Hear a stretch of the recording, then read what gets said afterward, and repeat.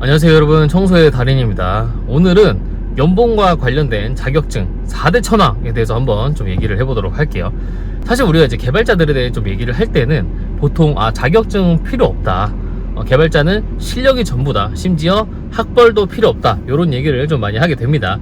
그런데 우리가 이제 자격증 공부를 할 때 그래도 어느 정도 효력이 있는 거를 조금 공부를 하고자 하고, 이왕이면은 내가 그 자격증을 따기 위해 투자한 시간이 헛되지 않기를 사실은 바라게 됩니다. 그래서 제가 이제 업계에 있으면서 이 자격증은 좀 진짜 따볼만 하다라고 생각하는 것 한 4개 정도를 골랐고요. 원래 탑5로 가려고 했는데 도저히 5개를 사실 생각할 수가 없어가지고 4대 천왕으로 갔고, 엄밀히 말하면 한 개는 자격증이라고 보기는 좀 애매한 게 있는데 양해 부탁드립니다. 자, 그렇다면 대망의 4대 천왕 탑4부터 얘기를 하도록 하겠습니다. 탑4 바로 정보처리 기사입니다.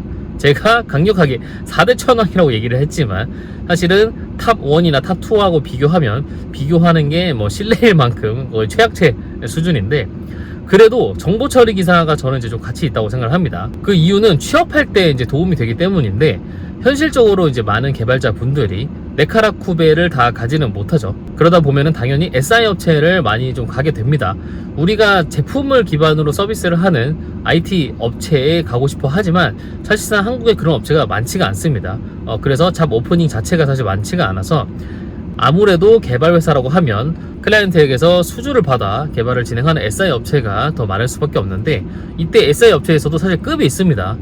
저는 이제 간단하게 상중하로 나뉘는데, 보통 우리가 이제 스타트업, 중소기업을 상대하는 SI 기업은 저는 이제 하급이라고 좀 생각을 하고요. 중급이 이제 중견 대기업이라고 생각을 하고, 상급은 기관 혹은 공공사업이라고 생각을 합니다. 그 이유가 기관이나 공공으로 갈수록 이 어떤 나라에서 정해주는 단가가 조금 더 명확하게 FP 점수나 이런 것들로 산정이 되고, 아무래도 일반 사기업인 대기업이나 중견기나 스타트업보다는 프로젝트가 조금 용이합니다. 그러니까 가성비가 좀 좋다고 생각을 할 수가 있죠. 사실 대기업을 상대하는 SI 기업이 이 공공기관이나 입찰, 나라 장터 이런 데서 입찰을 하는 기업, SI 기업보다는 규모는 더 클 수는 있어요. 하지만 그 직원으로서의 처우가 꼭 좋은가? 저는 그렇지는 않다고 생각을 합니다. 그런데 어떤 이제 공공사업이라든지 이런 것들을 하게 되려면 아무래도 이 개발자의 좀 초급, 중급, 고급 요 수준을 좀 따지게 되는데, 이 임금평가, 노인평가 같은 게 사실 없어지긴 했지만 그래도 정보처리 기사 같은 자격증이 있는 거를 우리가 이제 참여인력 등록을 할 때 요구하게 됩니다.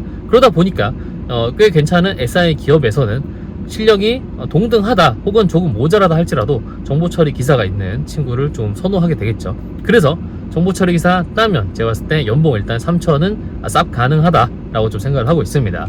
자, 다음 우리 4대 천왕의 세 번째 타이틀, 세 번째 순위에 위치한 자격증은 바로 명문대 전공 졸업장입니다. 제가 이걸 사실 넣을까 말까 굉장히 고민을 했는데 빼놓기는 좀 그렇다라고 좀 생각을 했어요. 왜냐면 저는 정말로 이 명문대 전공 졸업장이 연봉하고 좀 직결이 된다고 생각을 하기 때문에, 심지어는 비전공자라고 하더라도 대학교가 좋으면은 꽤 괜찮은 회사에 취업하기가 상당히 좀 용이합니다. 그만큼 아직까지 이 대학이라는 거에 대한 네임 밸류가 꽤 크다라고 저는 보고 있고, 우리 이제 개발자들이 실력으로 승부하는 거는 다 알고 있죠. 근데 신입사원의 실력을 전부 알기가 어렵잖아요. 그거를 간접적으로 보장해주는 것이기 때문에 사실은 명문대 전공자 졸업장 가지고 있으면 연봉 최소 뭐 4천 이상 저는 보장이 된다고 생각을 합니다. 사실은 굉장히 보수적으로 잡았다고 생각을 해요.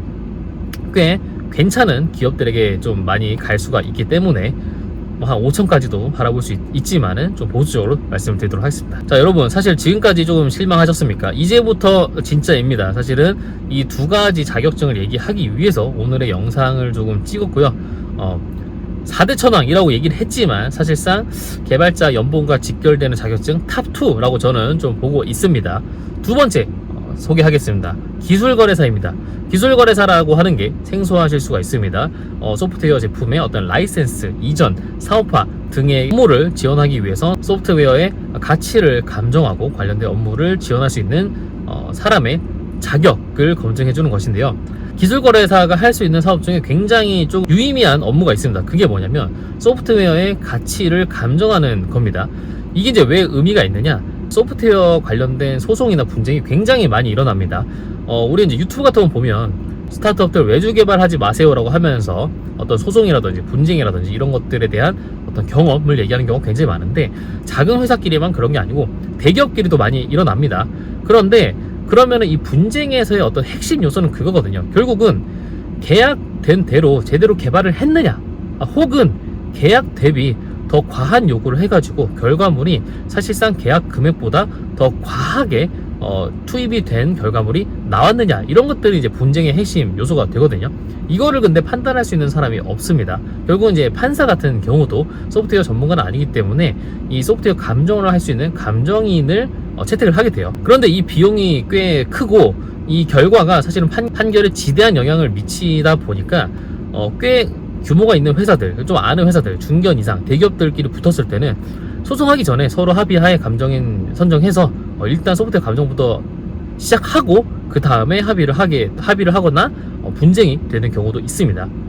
그래서 중요한 게 이제 감정료겠죠. 감정료가 정확하진 않습니다. 정확하진 않은데 제가 봤을 때는 뭐 그래도 한 소프트웨어 규모의 한 10%, 물론 이제 소프트 규모가 이제 막 100억, 200억짜리다 그런 거에 10% 정도가 되진 않겠죠. 상한이 있습니다. 그래도 굉장히 큰 금액이고 여러분이 아마 사실은 좀 깜짝 놀라실 거예요. 그냥 작은 뭐 2천만원짜리, 3천만원짜리 감정을 한다고 하더라도 적어도 몇백만원 정도의 어떤 감정가를 받을 수가 있기 때문에 꽤 괜찮은 직업이고, 영업력만 어느 정도 이제 보장이 된다면 사실상 탑티어 개발자보다 훨씬 돈 많이 버는 직업입니다. 자, 그리고 대망의 탑1 개발자 연봉과 직결되는 자격증 탑1, 저는 기술사라고 생각을 합니다.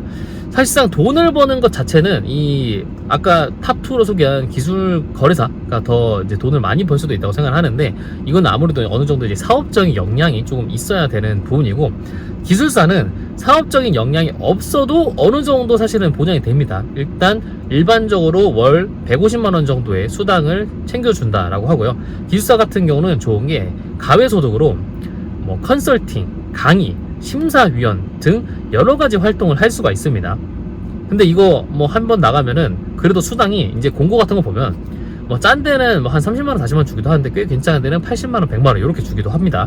탑티어 이제 개발자 분들도 기술사를 사실 굉장히 많이 이제 준비를 하시고 실제로 굉장히 만족한다라는 후기를 제가 좀 많이 들었어요.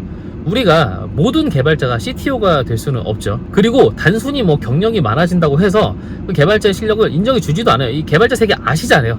너 물경력 아니야? 제일 많이 하는 말, 너 물경력이지. 20년 개발했습니다. 그래, 너 뭐 했는데? 내가 들어보니까 너 물경력인 것 같은데. 하지만 기술사 따면 어느 정도 인정이 되고, 더 좋은 거, 사람들의 어떤 정성적인 인정보다 더 좋은 거, 결국은 그게 정량적으로 나에게 혜택이 돌아오느냐. 하지만 기술사는 그 혜택이 돌아오는 편이다, 이렇게 말씀드리고 싶습니다. 오늘의 영상은 어떻게 보면 약간 사도에 가깝죠.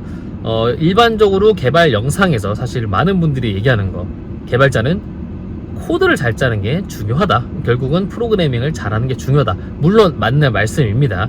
하지만 그럼에도 만약에 내가 자격증에 좀 관심이 있고 그 중에서도 앞으로 내 커리어적으로 어떤 자격증을 좀 준비하면 좋을까, 이런 고민을 하시는 분들이 분명히 저는 많다고 좀 생각을 하고요. 그런 분들에게 도움이 됐으면 해서 한번 찍어 보았습니다.